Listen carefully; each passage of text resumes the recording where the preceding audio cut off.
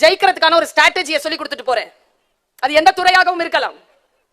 எந்த துறையிலும் ஜெயிக்கணும் அப்படின்னு சொன்னா 3 விஷயத்தை கவனிக்கணும் ஒருத்தங்க.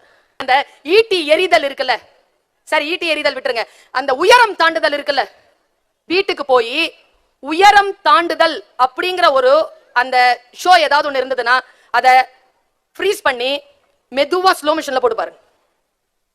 ஒரு பறவை பறக்குதா அதை கேட்ச் பண்ணி ஸ்லோ மோஷன்ல போட்டு பாருங்க. 3 விஷயம் தாங்க ஜெயிக்கிறதுக்கான வழி. முதல்ல வந்து கிரவுண்ட் ரியாலிட்டி, நம்முடைய கிரவுண்ட் ரியாலிட்டி நமக்கு தெரியணும். அடுத்து எக்ஸ்பெக்டட் விஷன், விஷனை வந்து டார்கெட்டை ஃபிக்ஸ் பண்ணணும். கிரவுண்ட் ரியாலிட்டியை தெரிஞ்சுக்கிட்டு டார்கெட்டட் விஷனை ஃபிக்ஸ் பண்ணிட்டு நடுவுல எக்ஸிகியூஷன் கேப் இல்லாம திட்டமிடணும். இதுதான் ஜெயிப்பதற்கான வழி. இது பறவை செய்து, பறவைக்கு பறக்கணும், நேரா வந்து ஒரு கிளையில அது உட்காரும். அங்க இருந்து ஆரம்பிங்க உங்க பயணத்தை. உட்காரும் பொழுது அது என்ன தெரியுமா பண்ணும், அந்த கம்புல உட்காரும்ல, அந்த கொம்பு கிளையில முதல்ல அந்த கிரவுண்ட் அது பிடிச்சுக்கோங்க. கிரவுண்ட விடாது, முதல்ல கிரவுண்ட பிடிக்கும். பிடிச்சிட்டு என்ன பண்ணும், அண்ணாந்து பார்க்கும், எங்க பறக்கணுமோ அங்க பார்க்கும். பாருங்க, நீங்க பார்த்துட்டு அந்த உடம்பு இருக்குல்ல அதை சும்மா கொஞ்சமா பிரஷர் கொடுக்குங்க.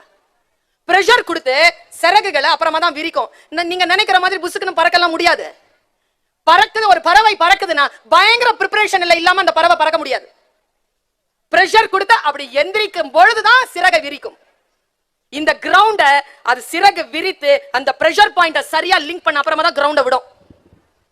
நம் குழந்தைகள் தோற்கும் பொழுது இங்க எங்கேயோ ஒரு லிங்க் கட் ஆகுதுன்னு அர்த்தம்.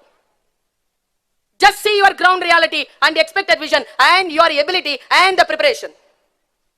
நீங்க அந்த உயரம் தாண்டுதல பாருங்க. அவன் சும்மா வருவாங்க, நான் அமைதியா தான் அங்க நின்னுட்டு இருந்தேன். நீங்க என் கையில இந்த மைக் கொடுத்திருந்தா அதை நான் விளையாடி தான் இருப்பேன். கையில் விளையாடுகின்ற மைக் போடியம்ல வந்து நான் நிற்கும் பொழுது அது ஆயுதமாக மாறுகிறது. அந்த பையன் கையில சும்மா தான், அந்த பொண்ணு கையில சும்மா தான் விளையாட்டா தான் எடுத்துட்டு வருவான் அந்த கொம்பை. ஆனா தன்னுடைய இலக்கை அவன் நிர்ணயித்ததற்கு பிறகு அது ஆயுதமா எப்படி மாறுதுங்கிறத பாருங்க. Just see that எப்படி ஒரு ஸ்மாலான ஒரு சாதாரணமான விஷயத்தை எப்படி ஆயுதமா மாத்துறது. அவன் அப்படி பார்க்கும் பொழுது முடிஞ்சா வீட்டுல கம்ப்யூட்டர் இன்ஜினியர் யாராவது இருந்தீங்கன்னா அவனுடைய விஷனை புள்ளி போட்டு பாருங்க. அந்த எல்லை இருக்குல்ல, அந்த கோடு இருக்குல்ல, அதிலிருந்து கடந்துதான் அவன் விஷன் இருக்கும். நீங்க எல்லையை தொட்டீங்கன்னா விழுந்துருவீங்க. எல்லையை கடந்து நீங்க வந்து டார்கெட் வச்சீங்கன்னா தான் அதை தாண்ட முடியும்.